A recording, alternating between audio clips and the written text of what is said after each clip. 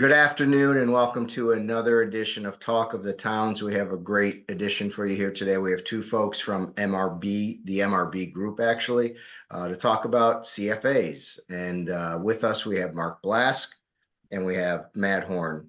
Gentlemen, thank you for joining us and Talk of the Towns. As always, if you like what you see, make sure you hit like, subscribe, and share. Subscribe, and share. You can find us on YouTube. You can listen to us on Spotify or on the Apple platform. My name is Chris Koetzle. I'm the Executive Director at NYAOT. And we're going to talk, as I mentioned, all things CFA today. So to get started, let me introduce first, gentleman, Matt Horn. Matt Horn is the Director of Strategic Growth at MRB Group. He's got a background in municipalities, I believe city manager for the city of Geneva, correct? That's Matt? right. Yeah. Yep. Yeah. Welcome. Yeah. Well, thanks so much. Appreciate it. Happy to be here and excited to support the effort. Tell us a little bit, Matt, just let the listeners or the viewers a little bit about yourself. Sure. About 20 years in direct service to local government. 10 of those was as city manager out in Geneva in the Finger Lakes, a really fantastic community. And I always say I think I just got there at the perfect time. City council, I think, was just desperate enough to do anything, so they hired a 30-year-old city manager and kept me around for a decade. And during that time, I learned a lot about how New York State works. I grew up down south, spent the first 10 years of my career working as an assistant city manager or economic developer around the Southeast, Atlanta Metro, and in the South Carolina Low Country. But so coming to New York was a brand new experience, but I got here just at the right time. Geneva was ready to start building in its downtown, revitalizing its downtown.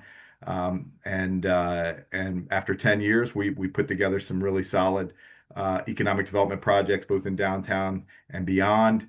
As I was getting the itch to kind of look around and see what else was out there, I was just really fortunate to have run into the CEO of MRB Group, super dynamic guy, and I always call him the anti-engineer. I mean, he's uh, into the business side of this and into really building community. And so he brought me on to fire up a local government services practice at MRB Group. Effectively, what his vision was that anything that was happening in towns, villages, cities, anything that was happening, he wanted to have somebody on our team that could support it. So in that time, we've built an economic development practice, a really strong grants practice, planning, and that's in addition to our bread and butter, which is engineering and architecture. We have a brand which is those experts. We try to bring as many of them as we can from the local government services sector. So I'm a former manager. Mark Blask, who's joining us, is a former mayor. And so the idea is we want to help you make decisions based on that lens, the idea that we've been in your seat and that we kind of know what you're up against. So it's been fun. I've been here for about 6 or 7 years, and we really love digging into what's happening on the ground in communities. Thanks, Matt. How many people in the city of Geneva? 13,000. 13,000. Excellent. Yeah. And also with us, the infamous, I think you were in a movie or something at one point, right? Mayor Mark. That would be awesome.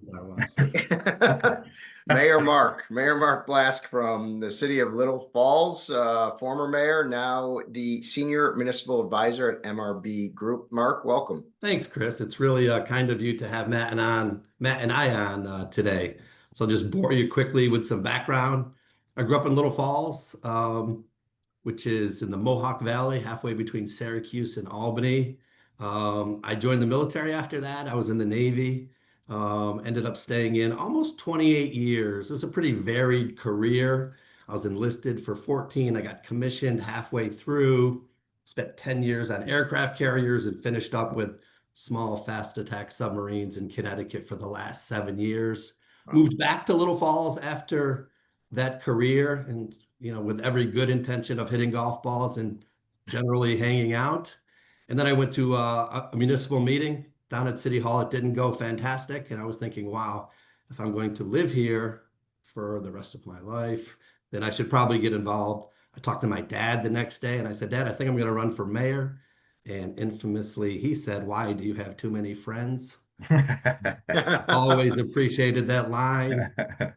So I was mayor for 8 years in Little Falls. It's small. It's town-ish small. It's the second smallest city in the state, Sherrill being number one. And really proud of the work that we did. We were a DRI recipient, which, for a city of 4,800 people is truly a game changer. And we really just brought a lot of events, we really focused on community, on tourism, on the cheese festival, on the garlic festival. Let's get together and see if we could coax a movie to come here. It's COVID. Let's build an outdoor movie theater so people can roll in and still separate. So I really appreciated being mayor. And then once I got out, I really wanted to maintain relationships that I had had, but I appreciated and enjoyed small government. Like our wheelhouse, at least in my world, is smaller municipalities. It's towns. It's the supervisor who's busting his butt on his regular job all week long. But guess what? He's got a board meeting that night and somebody's might not be happy with him. So he's going to reach out and he's going to, see, hey, we need this new Little League field. What do we do? Where could we get funding for this small bridge? How do we start this project? We haven't had a plan in a while. What do we do? So I've been in MRB for a couple of years now, and it's a fun job, Chris, because you get to help out small towns, which is just our bread and butter. That's right. And am I imagining this, or were you in a movie or something? Oh, the movie, yeah. So not in a movie, but I went to a NICOM event, and the mayor of White Plains was there, and he was talking about the movies that they shot in White Plains. Oh, So I'm like, oh, we have got to get one of those. So we reached out to Paramount, and they ended up shooting the movie A Quiet Place with Emily Blunt, John Krasinski, oh yeah. Jim from The Office, Yeah. which, so he came to Little Falls. It was a fast moving train. It was really cool. They ended up doing $300 million in business in box office receipts. They did another Quiet Place. There's another one coming. So it was just one of those fun things. You try to sort of stand out when you're in a small municipality. So I I love thought, that small town mayor mentality. Like, I'm just going to call Paramount and see if they'll come That's out. how he gets things done, though. That's how he gets things Exactly. done. yeah. So that I'm just going to extend this story a little longer. So on the checklist, can we do this stuff in your city or town for movies? It's like, will you close the street? Yes. I just answered yes to everything. And then there's a comment section. And I just wrote, I will even let you blow stuff up. I didn't know what the story arc was, but so they didn't blow anything up, but they had the green light if they wanted to. And you're John Krasinski's stunt double, I heard. Yes. No, he would. They were fantastic. They signed every autograph, took every selfie. It was a neat thing to happen to a small place. Great. We kind of touched on already what MRB Group does a little bit, but if you're, gave a quick like elevator speech to folks, if anyone asked you at a cocktail party, can you summarize, Matt, what really does MRB Group do? Absolutely. Mark just nailed it. I mean, it's effectively a local government services firm at its heart. We've got some private sector clients for sure, but 85% of our work is with local governments, generally cities, towns, villages, counties, and 90% of that 85% are communities under 5,000. So these smaller, under-resourced, understaffed towns. At the center of it is infrastructure. We do a lot of work with water and wastewater. And then we've got these wraparound services to support that, whether it's economic development, how do we get our downtown jump started, or how do we get an industrial park put together, planning, comprehensive long-range strategic planning, where's our community going? And by far and away, our most popular and most in-demand services is grants. And we've got I want to say about $700 million in grant awards over the last couple of years. towards well over $1 billion in projects for our little tiny communities around the state. And so we're real proud of that record. Got a real solid grants team. And honestly, that does feed the infrastructure work. Communities, everybody is infrastructure. I can't wait to meet a mayor who's like, my infrastructure is modern and all set, or a supervisor who says, we got no problems in infrastructure. What else you got? Everybody's infrastructure is behind, and everybody needs resources to get it going. And so that grant work has been central to a lot of what we do. Yeah, and always have been really for a long time great corporate supporters of NYAOT. So thank you so much. That's so important because, as I say to folks all the time, any corporate support of NYAOT is really, really investing in the communities across the town, across the state, because we do so much on behalf of towns that is something that's important. That investment goes towards working towards folks in local communities. So thank you so much for that Well, if we support. could throw a plug your way, I mean, there's anytime a new supervisor is seated in one of our communities, anytime somebody's wrestling with a legal issue or just a how do towns operate issue, nobody's more responsive than Naya. I mean, you guys pick up the phone, we throw Sarah B or anyone on your team. Hey, just talk to these folks; they can give you an answer, and the stuff gets answered like that. Yeah, It's amazing. that's great. And infrastructure, by the way, Sarah Brancatella, our deputy director, we spent some time in Washington advocating against the taking away the tax exempt status for municipal bonds. That's one of the things that was on the docket for Congress, and I think we successfully got that pushed back in the House. I don't know where it's going in the Senate right now, but one of the things that we learned in that and talked to the congressional delegation about is that 65 to 70% of the infrastructure investment is from state and local government, not from the federal government. And so, it is by and large the local governments that are using these bonds to finance these huge infrastructure projects. There's building the backbone of the state and of the nation and with infrastructure investments. So your help is critical because that's where it's really grassroots. That's where the infrastructure is being built from. So thank you. So speaking of infrastructure, speaking of state and local government, there is a grant cycle that's kind of opened, and it's called the CFA, Consolidated Funding Application, for people who aren't aware of that. It's a state program. Matt, maybe let's start with you. Can you describe, because I know there's a lot. I was supervisor for 15 years. We applied every year. We got a lot of CFA funding in my town of Glenville, but I also have learned in this role, not a lot of town officials really know what CFA is or how it works. Can you just kind of get into the, CFA 101 for them? Sure. So when I first got to New York State, it was like most other states. Grants trickled out here and there. An application opened for this program this month and that program that month, and it was typically kind of a surprise. You got a little flat-footed, like, oh, there's an application announcement coming, and we got to turn around and act pretty quickly. Around, I want to say 2010, something like that, maybe a little later than that. The state started to move towards this more centralized approach. And ultimately, they released they released an initiative they called the Consolidated Funding Applications. And not to go too far back, but that release was done under the umbrella of what they call the Regional Economic Development Council program. So the general idea, as you know, everybody here who's worked in local government knows, you know, these communities are so interconnected that investors and developers, they don't look at a map and know where the municipal boundary is. They're looking at a marketplace, what's happening in the market in this part of New York State. And so what the governor did at that time was break the state up into 10 economic development regions. And he appointed these regional economic development councils, which are public and private folks from that specific region who are charged with creating an overarching plan for economic development in that region.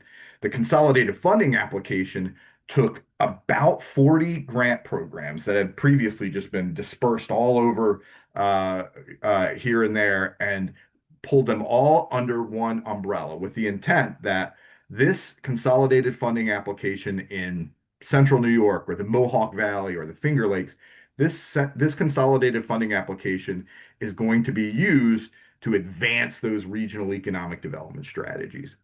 And so each year, for the past bunch of years, around now, right around May, and you mentioned it was opened recently, so about 2 weeks ago.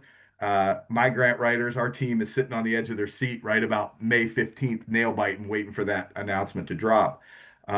It does drop right around towards the end of May, usually before Memorial Day. And what it is a portal, a web portal.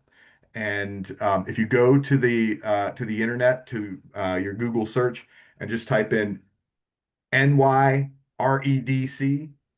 it's going to take you right to that portal, right? It's going to take you to the consolidated funding application. REDC is Regional Economic Development Council. We could also send you the link. You can throw it in the show notes, but it's going to take you to a page.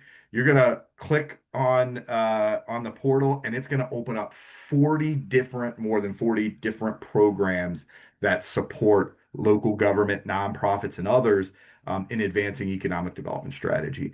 And it's everything you can think of, from big, heavy duty infrastructure projects, a lot of water and wastewater projects in there, or programs in there, all the way down to parks and playgrounds and events. Just about anything you could reasonably tie back to economic development shows up in this portal. Accompanying the portal, right on the front page of the portal, is a guidebook. The guidebook is about a 400-page document that lays out the requirements and priorities of each of these 40 plus programs.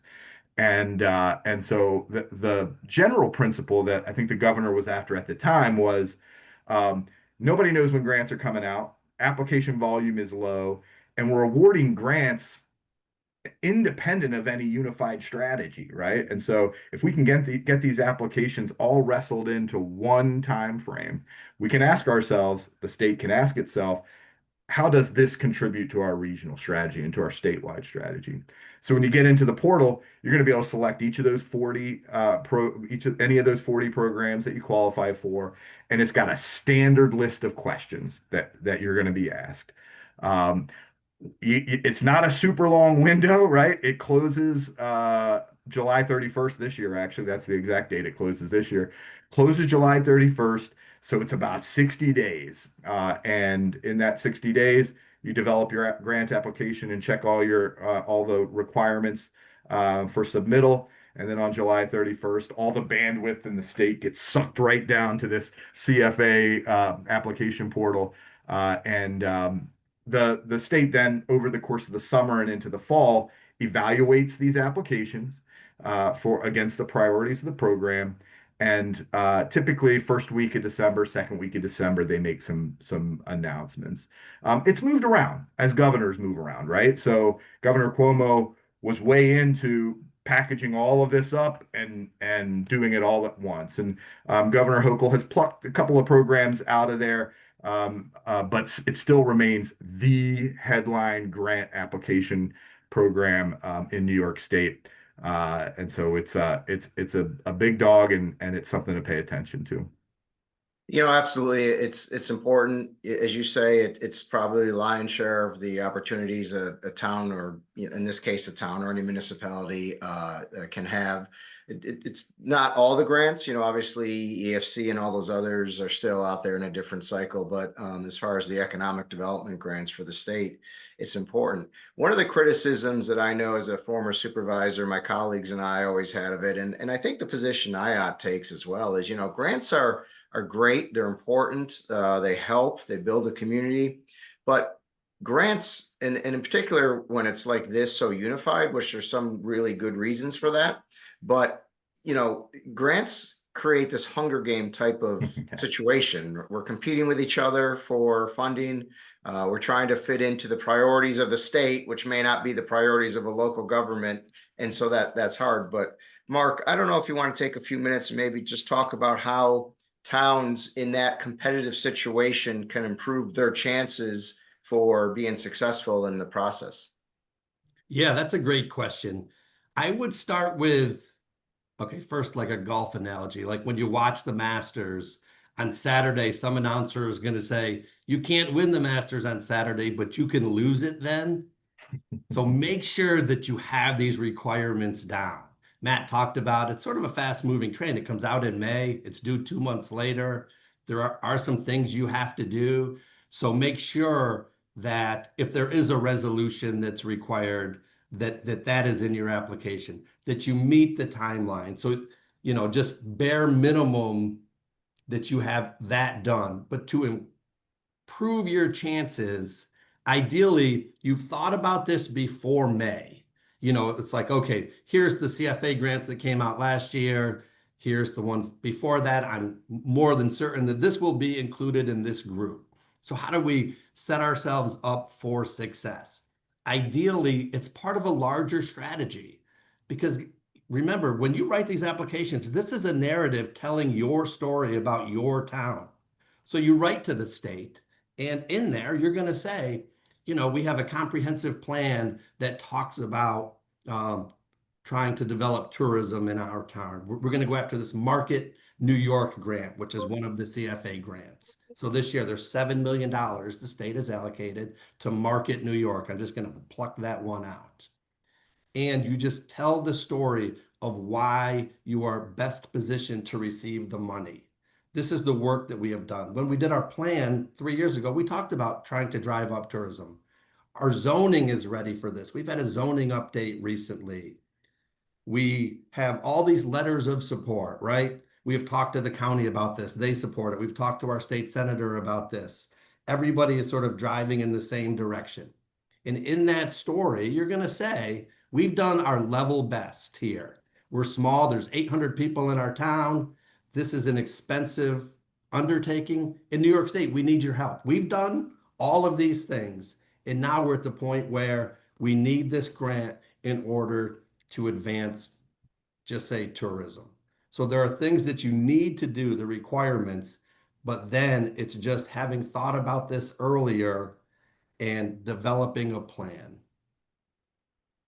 And I think you talked, Matt, a little bit before about the regional council, right? And it's okay. I believe it's okay. You correct me if I'm wrong, but a lot of folks are nervous or think it's not okay to talk to the regional council about your project. But there is a window where you can do that. And some people think it's like, cooking the books or whatever. But no, I think it's very important to inform and educate the regional council about your project, correct? Absolutely. It's we were working in a community. Those regional councils typically have some local representation, right? That's the idea. And in a lot of cases, the county's economic developer is participating. Typically, the chairman of the board of supervisors or the county legislature is participating. And so I remember sitting with a community, a village who was doing who had not received any CFA funding. They made 3 or 4 applications. They didn't receive any CFA funding. And I said, well, let's take a look. The great thing is and we can come back to this, but if you don't win, you can call the state agency and they'll give you a debrief about why you didn't win. And so we looked at it and they said, well, the big deal was you got 0 regional council points. So just so everybody knows, this goes through a technical review, right, at an agency. So let's say in Mark's case, he mentioned Market New York. Empire State Development runs Market New York. So the tech guys at Empire State Development are going to review this to make sure it's technically in line with their priorities.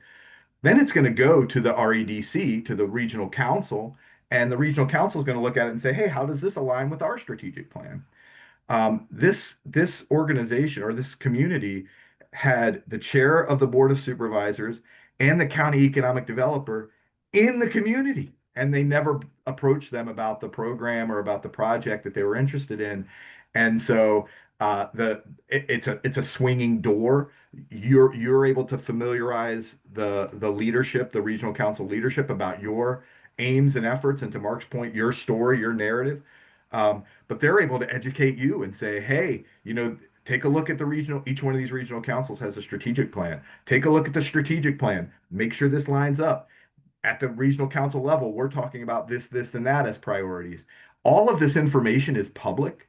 And so the leadership at the regional council is going to feel very comfortable sharing with you the contents of that strategic plan. So Chris, I think you're dead on. Not only is there no reason not to, but it's almost imperative that you do, that you familiarize those regional council folks with your ambitions.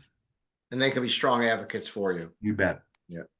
So you both been municipal officials. Any advice you'd give in closing on really to town supervisors for getting help in the world of either grants or economic development? Why don't we go to Matt first, and then Mark, you can kind of jump in. Start early, right? So in grants is not CFA is a nice tight window, and it's consolidated as the name implies. Um, but like Mark said, you can't start on Saturday and win on Sunday. So start at a minimum, start in January. Your board takes shape, right? You're a new supervisor or you're returning, hopefully, and you're there with a new board. Let's sit down and talk about what our project priorities for the year are. Let's share that with whomever our grant writing team is, and let those folks start working on it. That 400-page book that I talked about, that regional council guidance, is maybe 25 or 30 pages have changed in the 7 or 8 cycles of this thing. So you can go back to last year's book and start lining up programs and projects so that when this thing drops, when the CFA application drops, you're prepared. You've got a story, not just an application.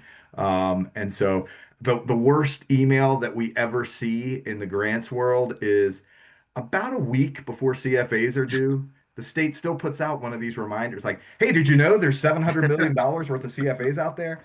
At that point, you're not starting to try to win on Saturday. This is like Sunday at 4 p.m. Like you're not going. Mark, anything to add to that?